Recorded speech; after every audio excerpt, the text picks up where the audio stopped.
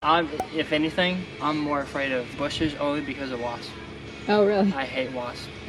Like that one right there? Yeah, like that one. Yeah.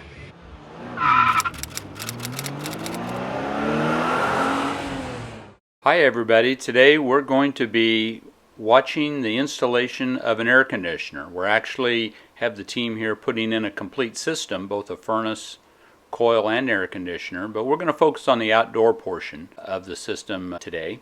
And as you can see, we've got Evan and Christian working together. They've been together several years. They're splitting up here. One's primarily working inside, one's primarily working outside. What are you doing there? Taking the disconnect off. First you gotta make sure it doesn't have power. One way to wake up. Yeah, exactly.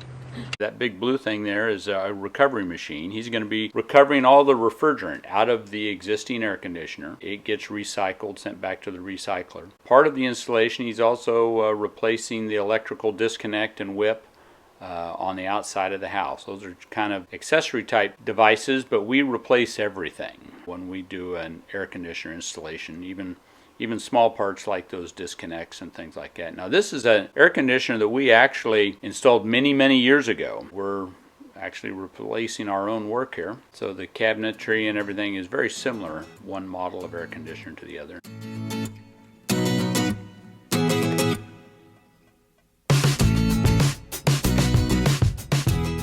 And what you see Christian doing here is kind of taking measurements. There are code requirements as far as where we can set that pad for serviceability to the mechanical part of the unit as well as the electrical part of the machine. And something that we have done for decades, we bring out several buckets of AB3 and reset the pad outside. Typically over the years the air conditioner is kind of sunken down into the soft ground and usually is needing to be leveled up and raised up a little bit, so we always bring fresh rock with us. Reset the pad, everything is nice and level, or we'll have it kind of slope just a little bit away from the house so any kind of water or moisture can run away from the house, not towards the house.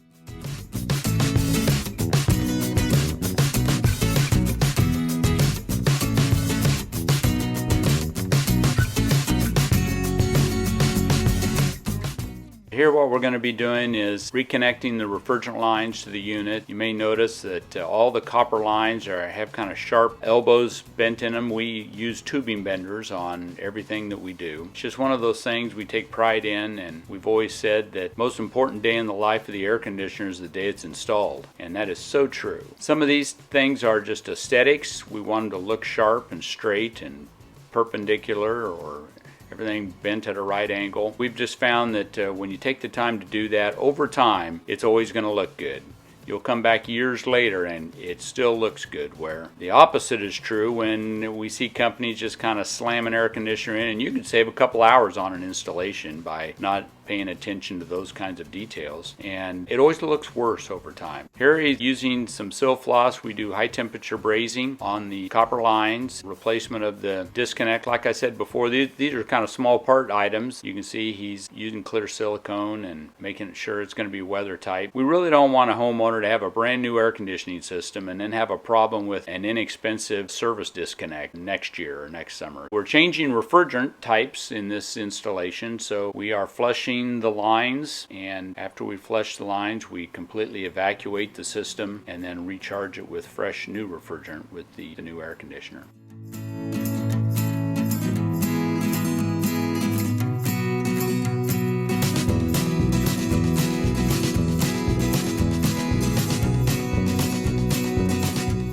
So here Christian is getting both the high voltage and the low voltage reconnected to the air conditioner.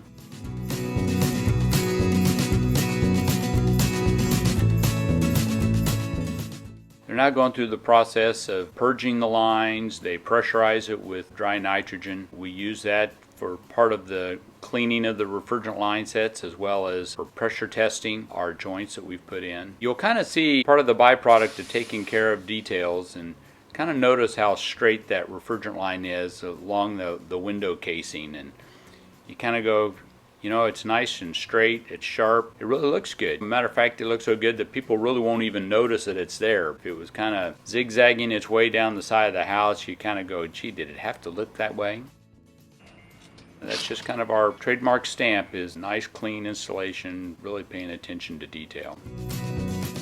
I like to check the charge on the air conditioner. Obviously, every air conditioner comes with a certain amount of refrigerant. Variables like line set and coil sizes make it to where when we go to kick it on, the refrigerant may not be in the right range for peak performance. And that's what I'm doing now. It needs some refrigerant, not a whole lot, but it does need some. And I'm charging up the system. And other things that we look for is just making sure it looks good when I leave, you know, making sure it looks nice. I always pretend that this air conditioner is, if I was installing it in my house, what would I want it to look like? So when I leave, I just look for things on the air conditioner, if I need to wipe it down, or getting everything nice and straight by the pad, making sure everything, my line set, my whip, and disconnect all looks nice and neat and tidy. So like I said, this whole time Evan has been inside the house, and he's installed a new furnace with a new matching cooling coil that goes with this air conditioner. So here Evan comes out. We like to check each other's work. They use electronic gauges here after we completely evacuate the system and recharge the unit. I mean, we're talking about fractions of an ounce of refrigerant can make a difference in having the air conditioner properly charged. So we always double check each other's work inside and outside. At this point, we're getting ready to wrap this one up. So I'd say we're right there. Put the locking caps on. That's it as far as equipment. I'll go over paperwork and grab a couple signatures from the homeowner. Let him know that everything is tested, dialed in, and we'll see him for the next maintenance visit. Yeah.